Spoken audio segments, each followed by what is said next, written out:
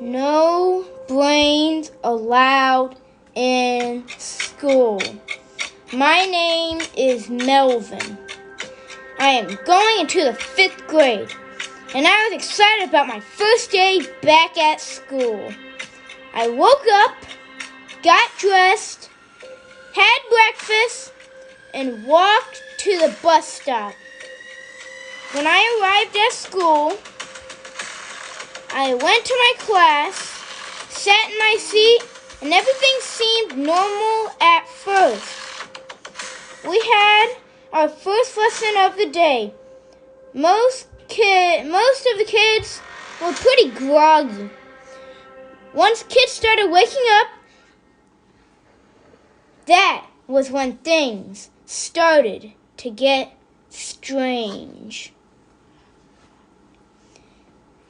Mrs. Dumb Crush stood in front of the classroom, reviewing our multiplication tables, when all of a sudden, she noticed the look on little Susie's face. Why, little Susie, you aren't thinking now, are you? Little Susie looked terrified. She shook her head to indicate that no, she hadn't been doing any thinking. Mrs. Dumbcrush refused to accept that answer. Oh, I do think that you are thinking. If you weren't thinking before, you are now. Mrs. Dumbcrush stood on little Susie's foot, and the top of her head popped open like a trash can lid.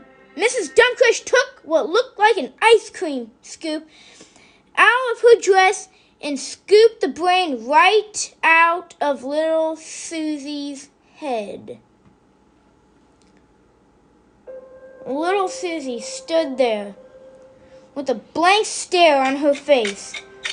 Mrs. Dumbcrush walked back to her desk, took out a container, dipped the scoop into the container, and plopped some pudding into little Susie's head. The next thing I knew, the whole class stood up and stood in a single file line as Mrs. Dumbcrush did the same thing with each and every one of the children. Step, open, plop, step, open, plop, step, open, plop. Once she finished with the class, she turned and looked at me, sitting alone at my desk. Melvin, be a good little boy and get your brain scooped out.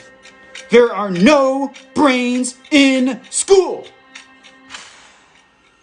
All the kids turned and faced me, their arms extended like a bunch of zombies. They walked slowly toward it, saying, "No brains in school! No brains in school!" I ran through the door as fast as I could. I burst through the door into the hallway to find that all of the kids had flooded the entire school like mindless zombies. So I ran as fast as I could down the street and all the way to my home. When I arrived home, I knew I was safe. I would never go back to school again.